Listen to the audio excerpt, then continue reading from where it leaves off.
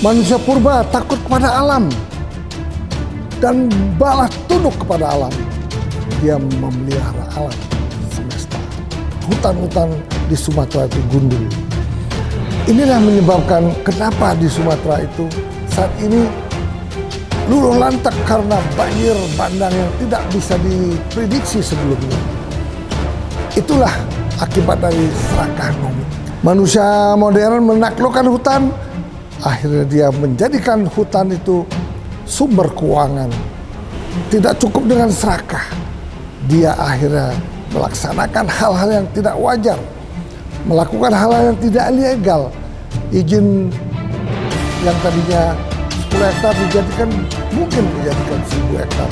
Inilah menyebabkan manusia menjadi serakah. Ingin memperkaya diri sendiri, ingin memperkaya keluarganya, ingin memperkaya keturunannya.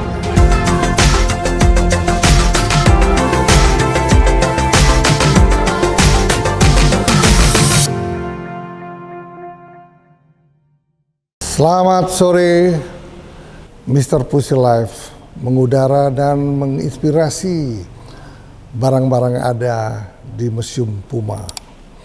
Kenapa di Museum Puma ini kita berbagi rasa, berbagi cerita. Ketika kita duduk di sini merasakan hal-hal yang gaib, karena barang-barang purbakala di sini berupa artefak ancestor dari para leluhur bangsa Indonesia telah dilestarikan di Museum Puma. Manusia purba telah menciptakan hal-hal yang berguna bagi kebudayaan Indonesia.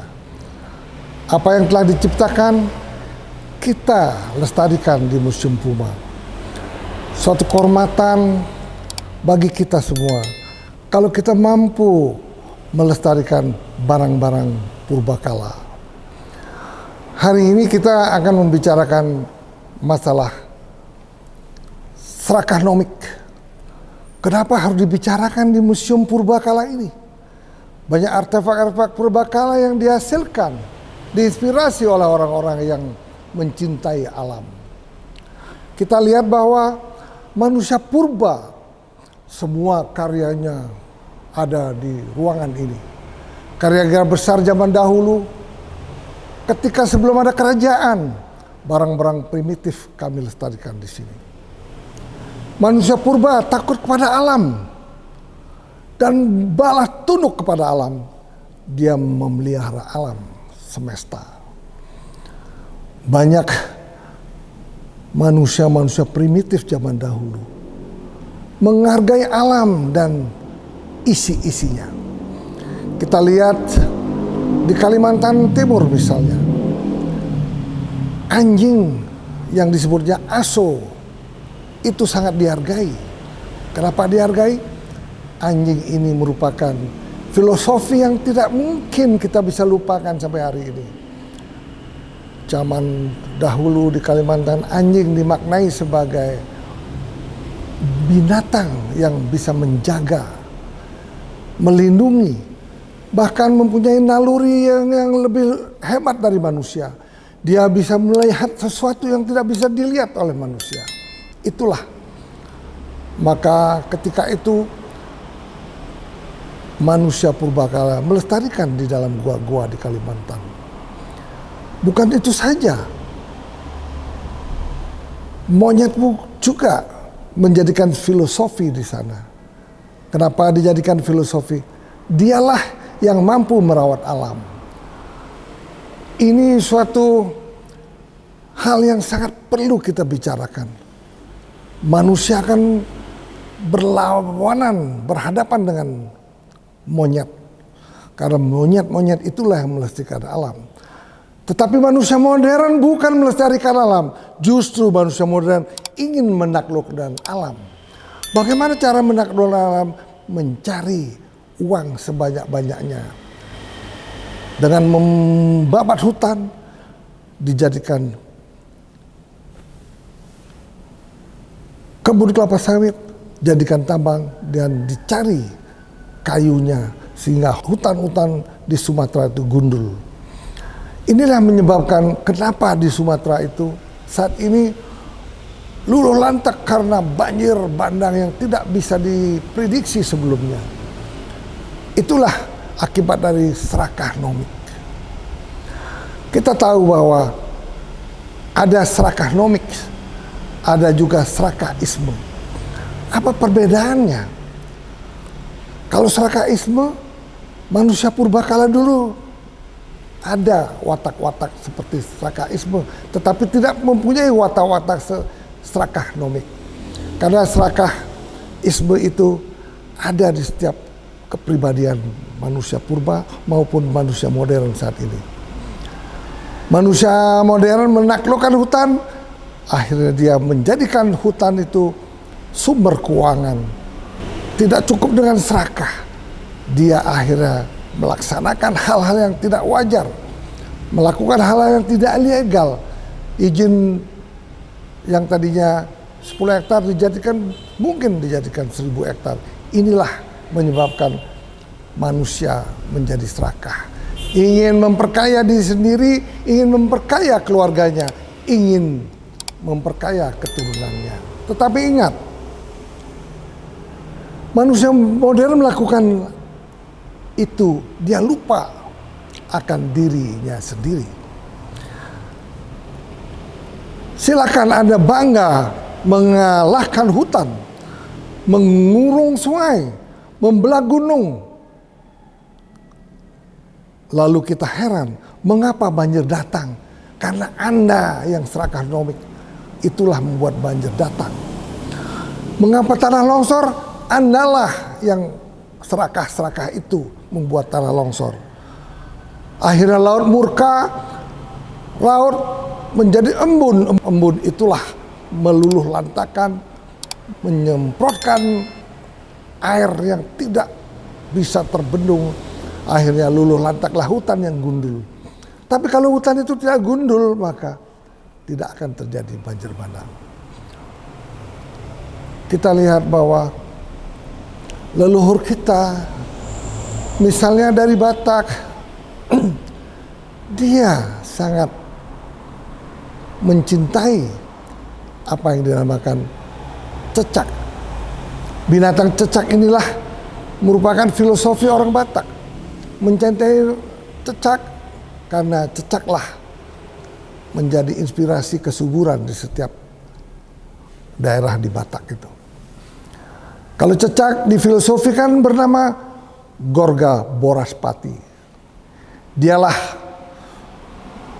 filosofi yang menjadikan watak orang-orang Batak itu menjadikan bisa hidup di mana-mana.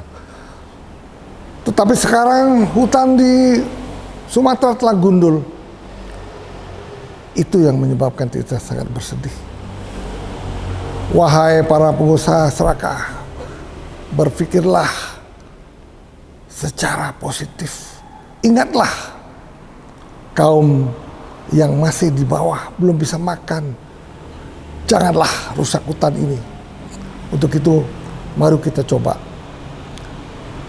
apa yang kita bisa inspirasikan melalui sebuah puisi. Serakah nomik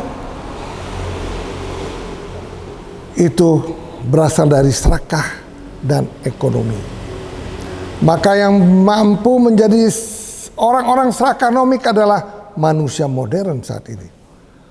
Manusia purba yang ada di hutan-hutan sejak lama, dia tidak mengetahui apakah itu serakah nomik. Karena dia tidak bisa melaksanakan kegiatan ekonomi saat itu. Dia hanya bisa hidup di hutan dan menjaga hutan sehingga lestari. Tapi manusia modern yang menghancurkan. Marilah kita baca sekelumit perlahan-lahan yang merupakan peringatan sunyi untuk kita semua. Mari kita camkan masing-masing. Camkan di otak kita masing-masing. Serakah nomik itu tidak bisa diberantas. Serakah nomik tidak akan runtuh oleh demonstrasi mahasiswa demonstrasi yang banyak sekali terjadi belakangan ini. Tidak akan runtuh oleh pidato-pidato, orasi-orasi yang mengatakan Slavonomik itu anjing. Tetapi ia akan runtuh oleh kehancuran yang ia ciptakan sendiri. Karena keserakahan selalu lupa satu hal.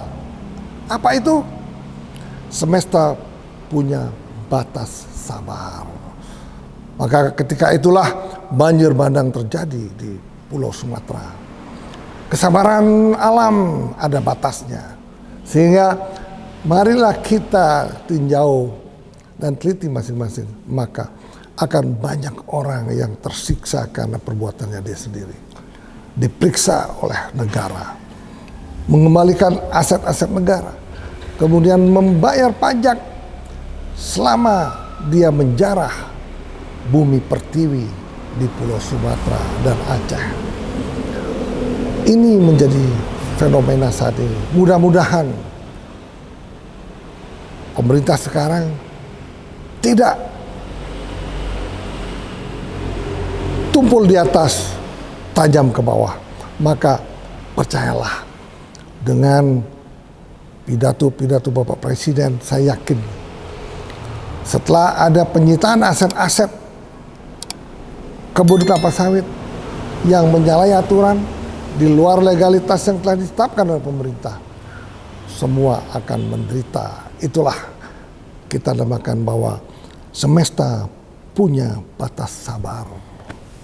Teman-teman sekalian, mari, kenapa kita bahas di museum yang sangat sakral ini? Karena di sini banyak karya-karya manusia-manusia purba. Manusia purba telah menyaksikan apa yang kita bicarakan. Dia sangat mencintai alam semesta. Sedangkan manusia modern justru merusak alam semesta sehingga banjir di mana-mana ada di seluruh Indonesia. Teman-teman sekalian, marilah kita merenung sejenak. Semoga apa yang kita bicarakan dan disaksikan oleh patung-patung purbakala, patung-patung leluhur yang zaman dahulu konon disembah, sesungguhnya dia bukan menyembah patung, dia menyembah loh leluhurnya sebagai perantara menuju Tuhan yang Maha Esa. Itulah apa yang ada di negeri ini, di negeri primitif pada zaman dulu. Kami koleksilah di Museum Poma di Denpasar, Bali. Teman-teman, bapak-bapak, para hadirin sekalian, Mister Puisi selalu menyajikan hal-hal secara puitis biar bisa enak didengar dan enak disimak, sehingga puisi-puisi inilah yang menjelma menjadi roh-roh yang akan menyentuh setiap kegiatan manusia yang ilegal. Teman-teman, para hadirin sekalian, mari kita bangga masih ada orang-orang yang mencintai bangsa ini dengan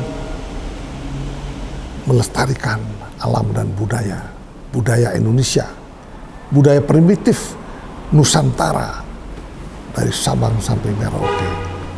Teman-teman, para hadirin sekalian, kiranya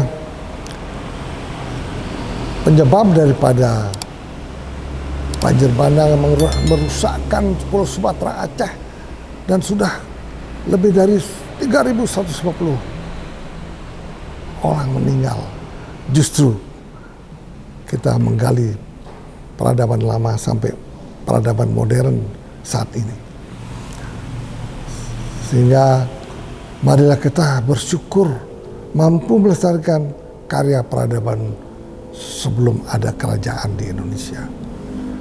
Orang saat itu masih primitif, tidak pakai baju. Dan kalau kita ingat, sebelum kemerdekaan pun di Pulau Bali pun wajah-wajah primitif di desa-desa masih ada. Tetapi sayang, di museum ini kami sangat sulit mendapatkan artefak artefak yang berbau primitif. Ada salah satu artefak juga kami lestarikan di sini selain juga dari Pulau Jawa. Yang banyak di sini adalah artefak dari Pulau Nias, Mindanao, Mentawai, Batak, Sulawesi, Toraja, Sumba, Alor, Rote, Sumbawa, Lombok, Jawa juga ada. Semua terinspirasi dari kecintaan kami terhadap budaya dan masalah-masalah seni primitif Indonesia. Teman-teman, para hadirin sekalian, demikianlah sedikit bayangan bahwa yang membuat kita hancur lebur, Sumatera luluh lantak berantakan dengan datangnya air bah, dikarenakan oleh serakah nomik, dikarenakan oleh para pengusaha yang sangat serakah. Semoga alam memberi pelajaran yang cukup untuk mereka, di samping pelajaran ataupun sanksi yang akan diberikan oleh pemerintah Indonesia. Teman-teman, para hadirin sekalian, tontonlah selalu Mr. Puisi Live sehingga Mr. Puisi Live dapat memberikan inspirasi sambil memberikan kata-kata puitis yang mungkin lebih mudah dicerna oleh teman-teman para hadirin sekalian. Untuk itu jangan lupa subscribe, follow Mr. Puisi Live sehingga Mr. Puisi Live dapat berkembang dengan baik. Tepuk tangan.